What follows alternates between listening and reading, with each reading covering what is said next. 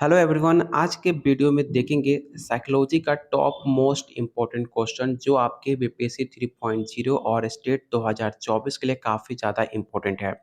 आपके पास काफ़ी कम टाइम बचा है क्योंकि बहुत जल्द आपका पेपर हो सकता है। इसलिए अगर आप चाहते हो फर्स्ट अटेम्प्ट में पेपर क्लियर करना तो ये नोट्स आपके लिए काफ़ी ज़्यादा इम्पोर्टेंट साबित होने वाला है। क्योंकि मैंने खुद 2 बार अपना स्टेट और बीपीएससी पेपर क्वालीफाई करा है, तो मुझे खुद आइडिया है कि आपका बीपीएससी और बिहार स्टेट क्वेश्चन का लेवल कैसा आ सकता है, क्वेश्चन क्या पूछे जा सकते हैं, ये सब कुछ देखकर ही मैंने नोट्स ये कंप्लीट करा हुआ है। अगर आप कोई भी रिस्क लेना नहीं चाहते हो तो नोट्स आपके लिए काफ़ी ज़्यादा इंपॉर्टेंट साबित होगा, जिसमें आपको practice set plus theory, NCERT chapter wise class 11 और क्लास 12 का क्वेश्चन आंसर भी मिल जाता है साथ में। एनसीईआरटी कंप्लीट करना काफ़ी ज़्यादा ज़रूरी है और हमने इसको यूट्यूब पे हमने कंप्लीट करा भी है काफ़ी ज़्यादा डिटेल में, तो आप वो वीडियो भी देख सकते हो। अगर आप लेने में इंटरेस्टेड हो, कोई भी रिस्क लेना नहीं चाहते हो, तो सिर्फ़ आपको 300 में सब कुछ दिया जा रहा है, जिसके अंदर आपको 2500 प्लस क्वेश्चन, आंसर और आसान भाषा में व्याख्या सहित आपको दिया जा रहा है। इतना कंप्लीट कर लेते हो तो आपको कुछ भी एक्स्ट्रा करने की ज़रूरत नहीं है। अगर लेने में इंटरेस्टेड हो तो आप मुझे इस नंबर पे व्हाट्सएप कर सकते हो क्योंकि अभी तक बहुत सारे बच्चे ले चुके हैं। तो चलिए शुरू करते हैं आज का पहला क्वेश्चन और सारे क्वेश्चन को अटेम्प्ट ज़रूर करना। एक भी क्वेश्चन मिस मत करना, हो सकता है ये सवाल आपके पेपर में देखने को मिल जाए। तो आज का पहला क्वेश्चन है, आपने देखा होगा यहाँ पे मैं 49 से स्टार्ट कर रहा हूँ। क्यों कर रहा हूँ? क्योंकि जो क्वेश्चन मुझे इम्पोर्टेंट लगता है आपके पेपर के लिए, उसी क्वेश्चन को मैं आपको प्रैक्टिस कराता हूँ। ऐसा नहीं कि मैं कुछ भी आपको क्वेश्चन करा दूँ, जो भी आपके एग्ज़ाम में देखने को मिले ही ना और आपका भी टाइम वेस्ट हो, ठीक है? इसलिए क्वेश्चन जो है मुझे लगता है जो इम्पोर्टेंट क्वेश्चन मैं उसी को चुनता हूँ। इसलिए सारे क्वेश्चन को ध्यान से देखना। पहला क्वेश्चन है, एक सिद्धांत है त्रिकोणात्मक, ठीक है? जिसे ट्रिग्नोमेट्रिक बोलते हैं। उस सिद्धांत के अनुसार निम्नलिखित में कौन-सा रंग शंकु के 3 प्रकार हैं? ठीक है? ये सवाल काफ़ी इंपॉर्टेंट है, इसे वीवीआई क्वेश्चन टिक आउट कर लेना और इसका जो राइट आंसर होगा ऑप्शन बी होगा। रेड, ब्लू एंड ग्रीन ये 3 कलर हैं जो आपके शंकु के 3 प्रकार कलर के रूप में माने जाते हैं। अच्छा, ये सिद्धांत किसने दिया था? ये सवाल पूछा जा सकता है कि त्रिकोणात्मक सिद्धांत किसने दिया था? तो नाम याद रखना, थॉमस।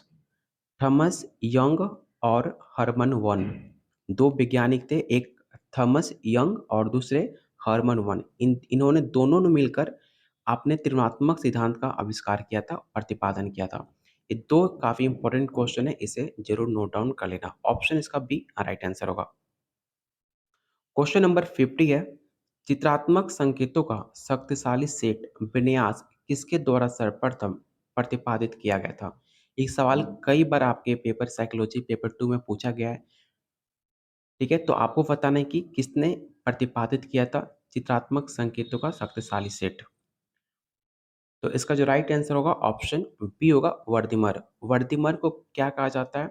तो वर्दिमर को कोपका सिद्धांत के जन्मदाता भी कहा जाता है, इसे भी याद रखना, ठीक है? तो ऑप्शन इसका बी राइट आंसर होगा। क्वेश्चन नंबर 3 थोड़ा-सा क्वेश्चन काफ़ी लेंदी है, ठीक है? तो लैंग्वेज देखकर डर मत जाना, क्वेश्चन को अच्छे से रीड करोगे तो आसानी से इसका आंसर बता सकते हो। क्वेश्चन क्या है कि एक सड़क दुर्घटना में सोहन के सिर पर चोट लगती है। दुर्घटना के बाद सोहन की नई स्मृति की क्षमता नहीं बन पाती है।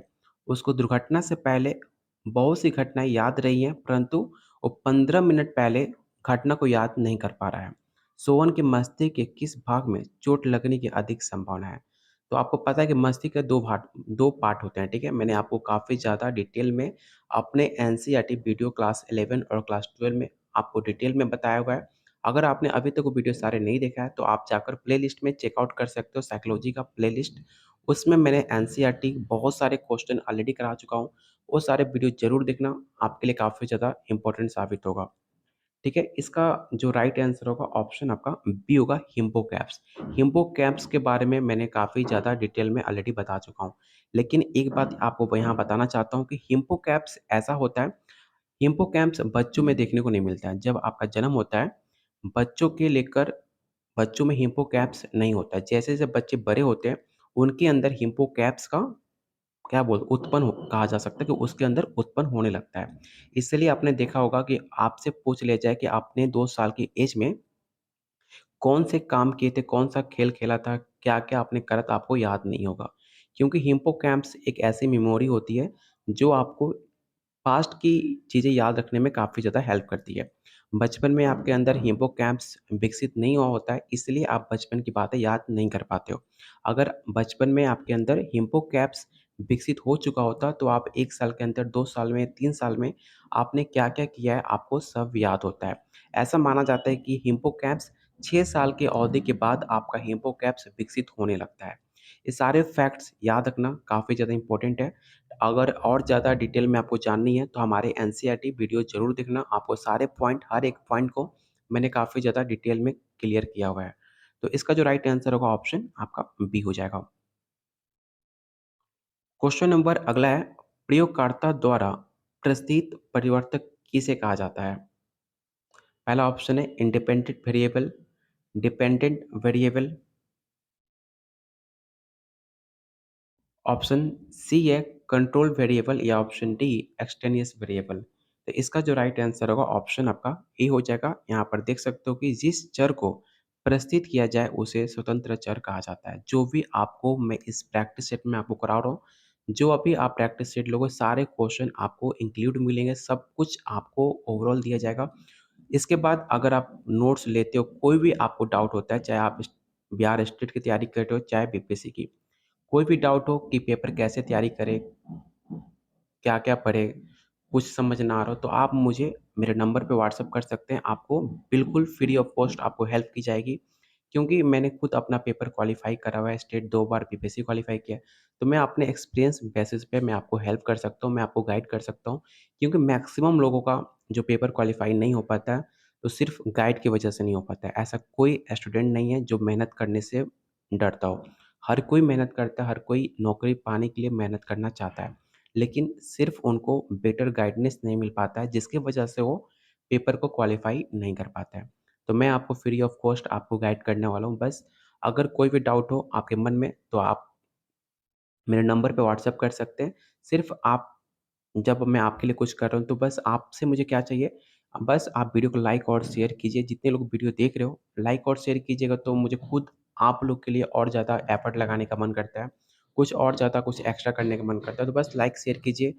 वीडियो को बहुत सारे दोस्तों के पास पहुँचाइए, जिससे उनको भी कुछ फ़ायदा हो, उनको भी कुछ नई चीज़ें सीखने को मिले। ठीक है? तो बस आप वीडियो को लाइक और शेयर ज़रूर कीजिएगा। बाकी एक लाइक और शेयर करने से मुझे काफ़ी ज़्यादा मोटिवेशन मिलती है। चलते हैं क्वेश्चन नंबर 53 पे। अनुक्रियाओं को आदतजन्य हो जाना क्या कहलाता है? तो इसका जो राइट आंसर हो जाएगा ऑप्शन आपका बी होगा ऑटोमेटिसिटी, ऑप्शन स्वचालिता, ऑप्शन बी आपका राइट आंसर होगा। क्वेश्चन नंबर 54 है, उसे क्या कहते हैं जब अधिगम का स्तर उल्लिखित दर से घट जाता है? मतलब आपने देखा होगा अधिगम जो होता है काफ़ी धीरे-धीरे ऐसे चलता है। लेकिन जब अगर अधिगम ऐसे डाउनफॉल में गिरने लगे तो उसे हम क्या कहते हैं आपको ये बताना है। इसका जो राइट आंसर होगा ऑप्शन ए थकान। जब आप किसी भी चीज़ को काफ़ी एनर्जी से आप ट्राई करना स्टार्ट करते हो, लगातार पढ़ते जा रहे हो लेकिन एक टाइम पे आपको थकान सी फ़ील होती है जब आपका अधिगम जो है आपका स्तर जो डाउनफॉल होने लगता है। तो इसका राइट आंसर होगा ऑप्शन ए।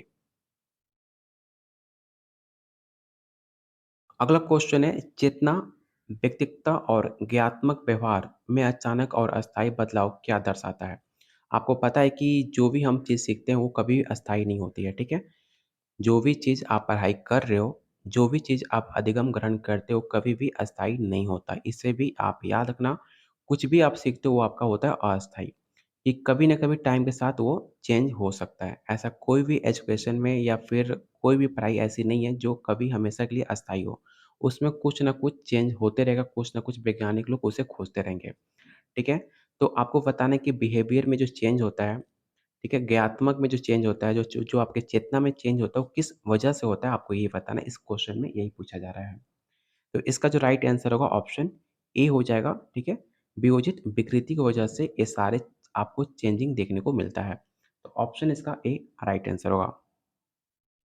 क्वेश्चन नंबर 56 है, चयन के लाभों का निर्धारण निम्नांकित में किससे होता है? तो पहला ऑप्शन है चयन विधियों की वैधता, बिल्कुल सही बात है। लो सिलेक्शन रेशियो, ऑप्शन सी है सफलता की निम्न आधार और ऑप्शन डी है ऑल ऑफ दीज। ये चारों आपके क्राइटेरिया हैं जिससे आपको सिलेक्शन का एक बेनिफिट मिलता है। तो इसलिए इसका राइट आंसर ऑप्शन आपका डी हो जाएगा। अगला क्वेश्चन काफ़ी ज़्यादा इम्पोर्टेंट है। ये सवाल आपके बिहार स्टेट में पूछा भी जा चुका है, इसलिए मैं कहता हूँ कि एक भी क्वेश्चन मिस मत करना। चाहे बिहार स्टेट हो, बिहार स्टेट में थोड़ा-सा क्वेश्चन का लेवल आपको ईज़ी टू मॉडरेट मिलेगा। लेकिन अगर आप बीपीएससी का तैयारी साथ में करना, क्योंकि स्टेट के जस्ट बाद आपका बीपीएससी होने वाला है और बीपीएससी जो तैयारी कर रहे हैं, तो आपने अगर प्रीवियस ईयर क्वेश्चन देखा हो, तो आप खुद आइडिया लगा सकते हो क्वेश्चन का लेवल कैसा पूछता है। आपको पल्ले ही नहीं पड़ेगा क्वेश्चन में लिखा क्या है, पूछ क्या रहा है आपसे। पल्ला तब पड़ेगा जब आप क्वेश्चन को प्रैक्टिस करोगे, तभी आपको समझ में आएगा कि क्वेश्चन क्या पूछ रहा है, आपको क्या आंसर देना है। ठीक है? यहाँ पर आपको मैंने कई बार बता चुका हूँ कि मल्टी फैक्टर कंपोनेंट के बारे में। इसके आविष्कारक कौन है? तो एल थर्स्टन, ठीक है? एल थर्स्टन ने बहुबुद्धि कारक का सिद्धांत दिया था। यहाँ पे कन्फ्यूज़ मत हो जाना बहुबुद्धि, ठीक है? बहुबुद्धि और बहुकारक एक अलग दोनों अलग-अलग सिद्धांत हैं। बहुबुद्धि आपके गार्डनर ने दिया था, याद रखना गार्डनर ने दिया था बहुबुद्धि सिद्धांत और बहुकारक multi factor component L Thurston ने दिया था। तो इसको लेकर कन्फ्यूज़ मत होना। अगर ऑप्शन में गार्डनर दे दें, तो आँख बंद करके गार्डनर टिक आउट मत कर देना। ऑप्शन पढ़ लेना क्वेश्चन को कि बहुकारक पूछा है या बहुबुद्धि पूछा है। बहुबुद्धि पूछेगा तो गार्डनर टिक आउट करना, बहुकारक पूछेगा तो एल थर्स्टन टिक आउट करना। अगर टू फैक्टर थ्योरी पूछ ले तो आप स्पीयरमैन टेक आउट करना, ठीक है? ये सारे ऐसे क्वेश्चन हैं जो काफ़ी एक-दूसरे से रिलेटेड हैं और एग्ज़ाम में जब ऐसे सवाल पूछे जाते हैं तो आप कन्फ्यूज़ हो सकते हो। इसलिए आप कन्फ्यूज़ मत हो, इसलिए मैं आपको डिटेल में बताते चल रहा हूँ कि आपकी एक गलती आपका 1 नंबर चला जाएगा और 1 से 2 नंबर से मैक्सिमम बच्चे जो आपका एग्ज़ाम मतलब सिलेक्शन से पीछे हट जाते हैं। इसलिए 1 से 2 नंबर काफ़ी इम्पोर्टेंट होते हैं आपके सिलेक्शन को लेकर, इसलिए हर एक क्वेश्चन को काफ़ी इम्पोर्टेंट तौर पे देखना। चलते हैं क्वेश्चन नंबर 58 पे। आपको बताना है कि यह परीक्षण विभिन्न प्रकार के बुद्धि परीक्षणों के लिए आदर्श प्रतिमान बन गए हैं। कौन सा ऐसा स्केल है जो मैंने इंटेलिजेंस टेस्ट के लिए एक मॉडल आइडियल मॉडल को प्रस्तुत किया जाता है? पहला ऑप्शन है टर्मन की मापनी, वैक्सलर परीक्षण, बिने टेस्ट या ऑप्शन डी है बहुकारक परीक्षण। तो याद रखना ये सवाल काफ़ी इंपॉर्टेंट है, इसे तो आप विवेक क्वेश्चन जरूर टिक आउट करना। याद रखना टर्मन स्केल जो कि एक आइडियल मॉडल माना जाता है मैनी इंटेलिजेंस टेस्ट के लिए। ऑप्शन ए आपका राइट आंसर होगा। क्वेश्चन नंबर 59 है, यह विकृत माँ के लिए 21वीं क्रोमोसोम विभक्त न होने के कारण क्या होता है? तो इसका जो राइट आंसर होगा ऑप्शन आपका सी होगा डाउन सिंड्रोम। आपने देखा होगा 21वां क्रोमोसोम में अगर कुछ ऐसा फेलियर दिखा जाता है तो उसमें आपका जो डिसऑर्डर होता है वो डाउन सिंड्रोम का एक डिसऑर्डर देखने को मिलता है। एक सवाल और भी पूछा जाता है कि सिंड्रोम कितने होते हैं, ठीक है? तो याद रखना 23 क्रोमोसोम होते हैं 23 जबकि मेल में 23 होता है और फीमेल में 23 होता है। दोनों को 22 जो क्रोमोसोम होते हैं, मेल और फीमेल में दोनों का समान होता है। लेकिन जो लास्ट का क्रोमोसोम होता है 23वां नंबर, वो दोनों में डिफरेंट पाया जाता है। डिफरेंट कौन-सा होता है? ठीक है, दोनों में 23-23 होता है मेल और फीमेल में। लास्ट में जो 23वां नंबर है, वो दोनों में अलग होता है। मेल में आपका XY होता है और फीमेल में XX होता है, ठीक है? जब बच्चे का निर्धारण किया जाता है तो अगर X और X मिल जाता है तो लड़की होती है और जो पुरुष का अगर Y मिल जाए और लड़की का X मिल जाए तो आपका लड़का होता है, ठीक है? तो लड़का का निर्धारण बच्चे का निर्धारण आपके लड़का होगा, लड़की होगा वो मेल करता है। आपने बेसिक स्कूल में या फिर अपने क्लास 6, 9, 10 में आपने इसे पढ़ा होगा। ठीक है? तो इसका जो राइट आंसर क्या हो जाएगा? तो ऑप्शन सी आपका राइट आंसर होगा। 21वीं क्रोमोसोम विभक्त ना होने के कारण डाउन सिंड्रोम होता है। इस क्वेश्चन को भी याद रखना, ये सवाल आपके बिहार स्टेट में पूछा भी गया था। ऑप्शन सी आपका राइट आंसर होगा। बाकी आप डिटेल में जब आप इसका नोट्स लोगे तो आप इसे डिटेल में पढ़ सकते हो, काफ़ी ज़्यादा आपको हेल्प मिलेगा। क्वेश्चन नंबर 60 है, वो कौन-सा व्यक्तित्व का सिलगुण है जो व्यवहार में बृहस्पति कारकों से व्यक्ति का सामंजस्य स्थापित करने की योग्यता दर्शाता है? आत्म मूल्यांकन, आत्म आकलन, स्व-निगरानी या ऑप्शन डी या आत्म गौरव। तो इसका जो राइट आंसर होगा ऑप्शन सी होगा सेल्फ मॉनिटरिंग, ऑप्शन सी।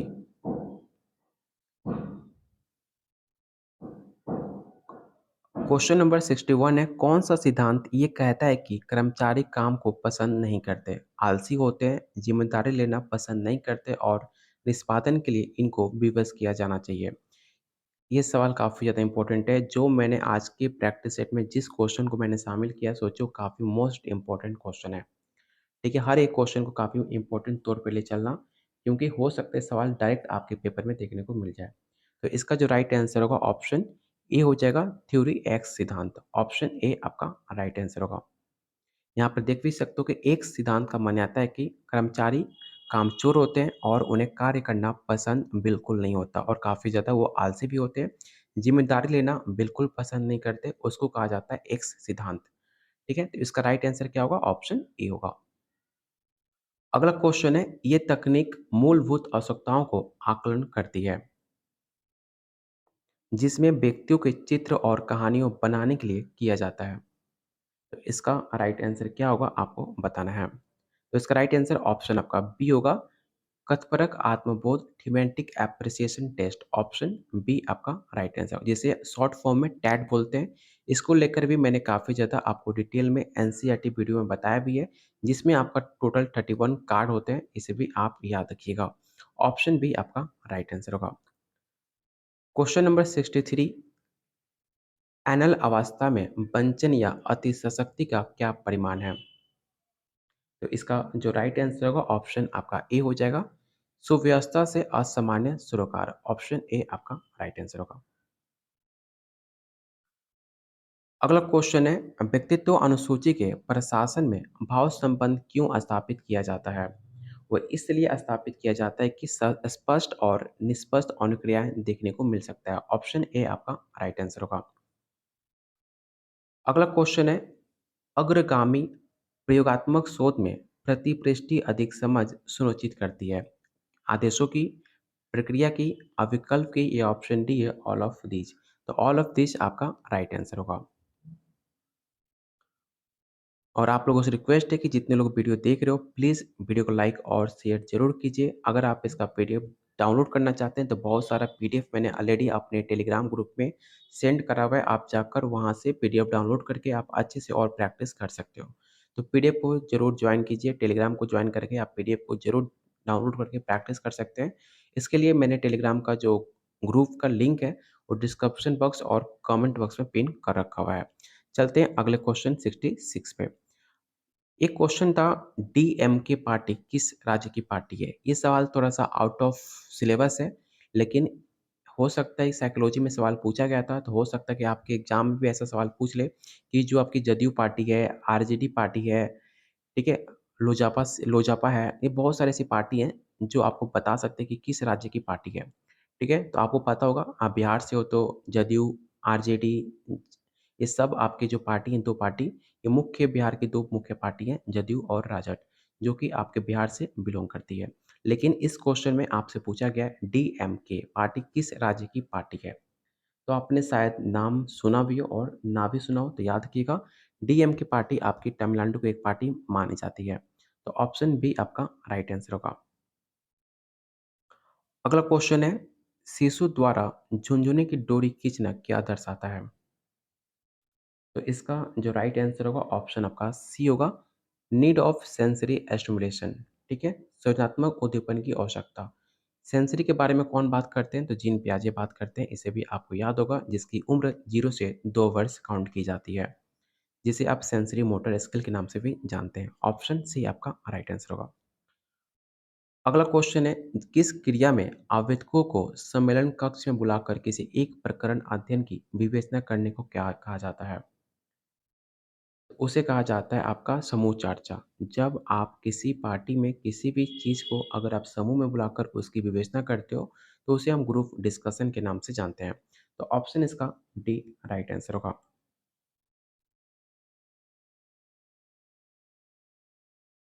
इमोशनल उत्तेजना क्या बाधित करता है? तो आपको पता होगा, जो भी इमोशन चीज़ होता है वो शतरंज के खेल में खेलने की योग्यता को दर्शाता है।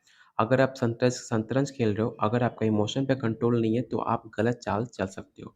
इसलिए ability to play game of chess, आपका इमोशन जो है उस पे आपको कंट्रोल होना चाहिए। ऑप्शन इसका बी राइट आंसर होगा।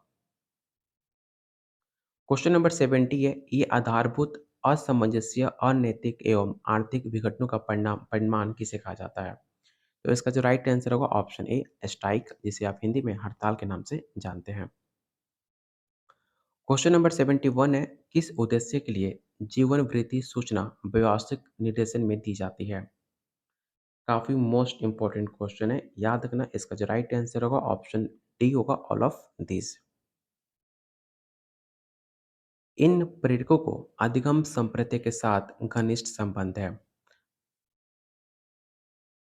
तो इसका जो राइट आंसर होगा ऑप्शन सी होगा, सेकेंडरी। आपको पता होना चाहिए कि जो आपका सोशलाइजेशन है वो 2 प्रकार के होते हैं। पहला आपका प्राइमरी और दूसरा आपका सेकेंडरी। प्राइमरी में आपका फैमिली, आपका रिलेशन, आपके दोस्त, आपके मित्र, ये सब आपके प्राइमरी में आते हैं। जबकि सेकेंडरी में आपका स्कूल आ गया, आपका ट्यूशन आ गया, आपके जो मैक्सिमम जो आपका होम ट्यूशन हो गया, मीडिया हो गया, ये सब आपके सेकेंडरी में आते हैं। तो इसे याद रखिएगा, ऑप्शन इसका सी राइट आंसर होगा। और आप लोग जो भी स्टेट की तैयारी कर रहे हैं, तो आप लोग के लिए डेली शाम को 6 बजे आर्ट्स ऑफ टीचिंग का प्रीवियस ईयर क्वेश्चन कंप्लीट कराया जा रहा है। टोटल 30 प्रीवियस ईयर क्वेश्चन, जिसमें से अभी तक हमने 21 प्रीवियस ईयर क्वेश्चन कंप्लीट कर लिया है। 2023 से लेकर 2020 तक सारे 30 प्रीवियस ईयर क्वेश्चन हम कंप्लीट करने वाले हैं, जो अभी तक 21 प्रीवियस ईयर हमने कंप्लीट कर लिया है। अगर आपने अभी तक वीडियो सारे नहीं देखे हैं, तो डेली शाम 6 बजे जॉइन हो जाइए आर्ट्स ऑफ टीचिंग, क्योंकि आर्ट्स ऑफ टीचिंग एक ऐसा सब्जेक्ट है जिसमें आप आसानी से 50 में से 38 से 40 नंबर लाकर आप बिहार स्टेट को फर्स्ट अटेम्प्ट में पेपर को क्लियर कर सकते हो। तो उस वीडियो को शाम 6 बजे ज़रूर जॉइन करना, आपकी पेपर को क्लियर करने में काफ़ी ज़्यादा मदद करेगा। तो इसका राइट आंसर मैंने बता भी दिया, आपका ऑप्शन सी होगा। क्वेश्चन नंबर 73 है, वो क्या है जिसमें मूल्यांकनकर्ता अभ्यर्थी की प्रतिबल में डिसीजन लेने को योग्यताओं, संज्ञानात्मक योग्यताओं और स्मृति योग्यताओं का निरीक्षण करता है? तो इसका जो राइट आंसर होगा ऑप्शन ए हो जाएगा, इन बास्केट एक्सरसाइजेस। ऑप्शन ए आपका राइट आंसर होगा। आप इसे डिटेल में पढ़ भी सकते हो। अगर आपको कुछ समझ ना आता हो तो आप एक एक लाइन को पढ़कर अपने डाउट को क्लियर कर सकते हो। अगला क्वेश्चन काफ़ी इंपॉर्टेंट है। कौन सा व्यक्तित्व का हिस्सा ये निर्धारित करता है कि कार्य समाज द्वारा तय मानकों और नियमों के हिसाब से हो रहा है कि नहीं हो रहा? इसका जो राइट आंसर होगा ऑप्शन बी होगा, सामूहिक अधिगम। सामूहिक अधिगम क्यों होगा? क्योंकि यहाँ पर समाज की मानकों और नियमों का हिसाब को लेकर बात की जा रही है। जो उसका राइट आंसर होगा सोशल लर्निंग। ईद, ईगो और सुपर ईगो क्या होता है? तो आपको मैंने बताया भी है। सिगमुंड फ्रॉइड ने अपने मन की विवेचना को 3 भागों में बाँटा था, जिसे पहला ईद कहते हैं, सुपर ईगो और तीसरा ईगो, जिसे हिंदी में चेतन, अचेतन और अग्र चेतन के नाम से जानते हो। ये भी मैंने काफ़ी डिटेल में आपको एनसीईआरटी वीडियो में काफ़ी डिटेल में बताया। अगर आपने एनसीईआरटी अच्छे से कंप्लीट कर लिया, तो चाहे कोई भी क्वेश्चन हो, आप आसानी से आइडिया लगा सकते हो आने वाले क्वेश्चन का आंसर क्या होगा। क्योंकि एनसीईआरटी आपका आधार है, आपका बेसिक है, और आपका उसे कंप्लीट कर लिया, सोचो आप हर एक चीज़ को रिलेट करके आप क्वेश्चन को सॉल्व कर सकते हो। तो इसका राइट आंसर ऑप्शन आपका बी होगा। क्वेश्चन नंबर 75 है, आपको बताना है कि अपने निजी लाभ को प्राप्त करने के लिए लोगों को छल से साधने वाली व्यक्तित्व प्रवृत्ति क्या है? आपने देखा होगा, अपने मतलब के लिए किसी को दुःख देना, किसी को दिल दुखा देना और अपनी खुशी के लिए किसी को हर्ट कर देना, उसे कौन-सी व्यक्तित्व का प्रवृत्ति मानी जाती है? तो याद रखना, इसका जो राइट आंसर होगा ऑप्शन आपका बी होगा, सेल्फ मॉनिटरिंग। ऑप्शन बी आपका राइट आंसर होगा। उम्मीद करता हूँ आज के जो क्वेश्चन थे काफ़ी ज़्यादा आपको पसंद आए होंगे।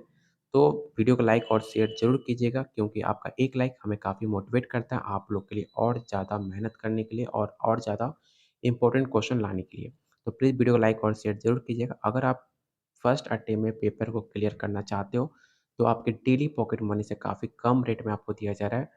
सिर्फ़ 300 में आपको practice set plus theory, NCERT chapter wise class 11 और क्लास 12 का क्वेश्चन आंसर सब कुछ मिलेगा सिर्फ़ 300 में। लेने के लिए आप मुझे इस नंबर पे व्हाट्सएप कर सकते हैं। तब तक के लिए कीप वॉचिंग, कीप शेयरिंग।